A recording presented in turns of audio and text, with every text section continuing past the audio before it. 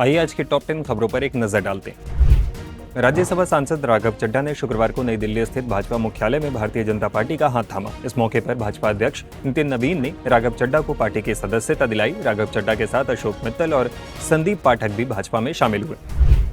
आम आदमी पार्टी के 10 राज्यसभा सांसदों में से 7 सांसद भाजपा में शामिल होंगे। इसका ऐलान पंजाब से राज्यसभा सांसद राघव चड्ढा ने शुक्रवार शाम 4 बजे प्रेस कॉन्फ्रेंस में किया। उन्होंने बताया कि राज्यसभा सांसद संदीप पाठक, अशोक कुमार मित्तल, हरभजन सिंह, विक्रमजीत सिंह साहनी, स्वाति मालीवाल, राजेंद्र गुप्ता हमारे साथ हैं। आज मैं बहुत दुख के साथ, बहुत पीड़ा के साथ और बहुत शर्म के साथ ये कह रहा हूं कि जो पार्टी करप्शन खत्म करने की कसम खाकर बनी थी, वो पार्टी आज करप्ट और कॉम्प्रोमाइज लोगों के हाथ में बुरी तरीके से फंस चुकी है।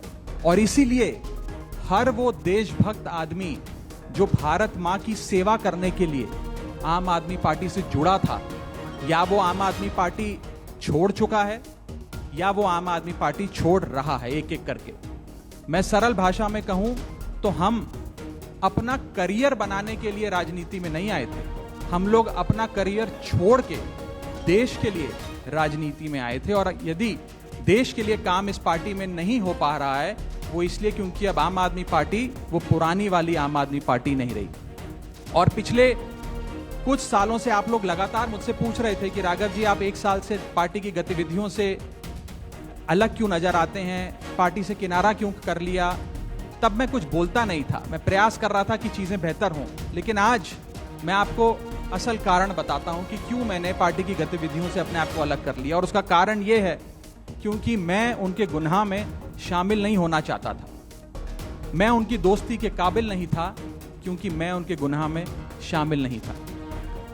आज हम एक ऐसे मोड़ पर खड़े हैं कि हमारे पास सिर्फ 2 ही ऑप्शंस थे, 2 विकल्प थे। या तो हम राजनीति छोड़ दें और पिछले 15-16 साल जो हमने सार्वजनिक जीवन में काम किया उसे त्याग दें, या फिर हम अपने अनुभव को, अपनी स्किल्स को, अपनी पूरी ऊर्जा और एनर्जी को लेकर पॉजिटिव पॉलिटिक्स करें। इसीलिए हमने ये डिसाइड किया that we the 2/3 members of parliament of the belonging to the Aam Aadmi Party in Rajya Sabha exercise the provisions of the Constitution of India and merge ourselves with the BJP। हम BJP में विलय करते हैं। आम आदमी party के प्रमुख नेता राघव चड्ढा के पार्टी छोड़ने के फैसले के बाद राजनीतिक माहौल अचानक गर्म हो गया है। इस मुद्दे पर प्रतिक्रिया देते हुए दिल्ली के पूर्व मुख्यमंत्री और आप प्रमुख अरविंद केजरीवाल ने भारतीय जनता पार्टी पर सीधा निशाना साधा। सोशल मीडिया प्लेटफॉर्म एक्स पर एक पोस्ट करते हुए केजरीवाल ने एक लाइन लिखा, बीजेपी ने फिर से पंजाबियों के साथ किया धक्का। मुख्य निर्वाचन आयुक्त ज्ञानेश कुमार के खिलाफ विपक्ष ने राज्यसभा में महाभियोग चलाने के लिए एक नया नोटिस जमा किया है। मार्च में मात खाने के बाद अप्रैल में इस नई कोशिश में अब तक राज्यसभा के 73 सांसदों ने हस्ताक्षर कर दिए हैं। विपक्ष इस बार पहले से ज्यादा आक्रामक नजर आ रहा है और इसका टारगेट 200 से ज्यादा सांसदों का समर्थन हासिल करना है। पश्चिम बंगाल विधानसभा चुनाव के पहले फेज की वोटिंग के बाद अब दूसरे फेज के लिए चुनाव प्रचार जोरों पर है। प्रधानमंत्री नरेंद्र मोदी ने भी शुक्रवार को जादवपुर में एक बड़ी रैली को संबोधित किया। इस दौरान पीएम मोदी ने कहा कि बीते 15 वर्षों से टीएमसी ने बंगाल को केवल लूटा है। सभी प्रत्याशियों को भारी बहुमत से जिताकर भेजिए। साथियों, पिछले 15 वर्षों में टीएमसी ने बंगाल को केवल और केवल लूटने का काम किया है।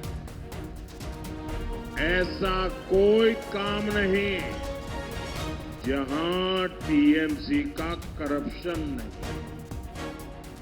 इसलिए बंगाल की जनता कह रही है, भर्ती घोटाला छोल गया। भर्ती घोटाला, भर्ती घोटाला, भर्ती घोटाला, पूरी ताकत से बोलिए, भर्ती घोटाला, भर्ती घोटाला, चिटफंड घोटाला, चिटफंड घोटाला, कोयला खनन घोटाला, कोयला खनन घोटाला, बालू के खनन में घोटाला।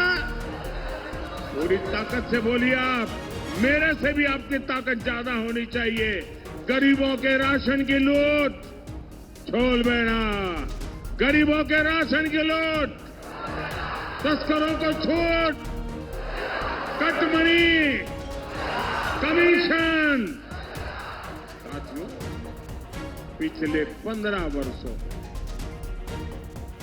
टीएमसी की सरकार ने बंगाल की पहचान को तहस नहस कर दिया।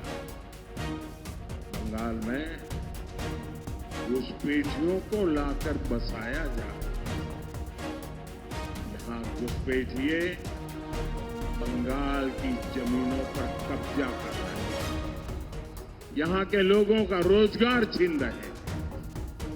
एक और टीएमसी का करप्शन, दूसरी ओर घुसपैठियों का दबाव बंगाल के युवाओं को अपना घर छोड़कर रोजगार की तलाश में पलायन करना पड़ रहा है। इस समस्या का समाधान तभी होगा जब टीएमसी पूरी तरह जाएगी और बीजेपी पूरी शक्ति से आएगी।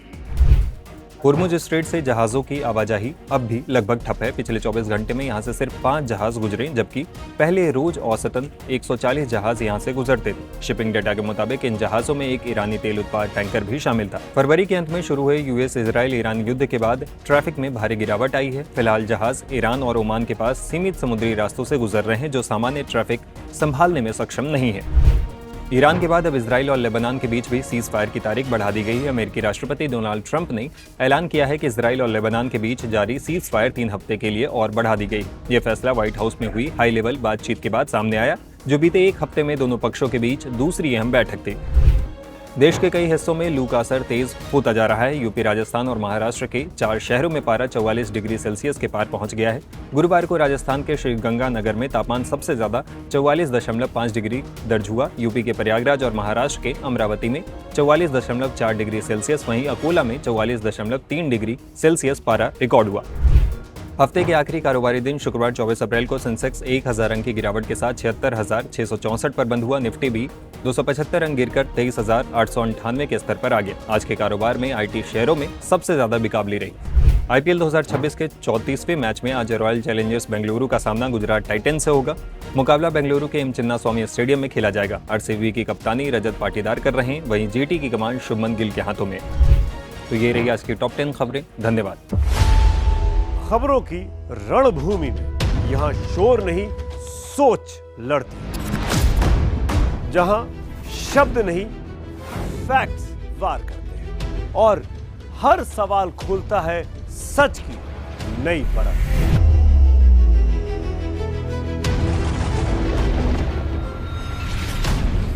चक्रव्यूह आपके अपने सुमित अवस्थी के साथ सोमवार से शुक्रवार शाम 6:57 पर टाइम्स नाउ नव भारत पर।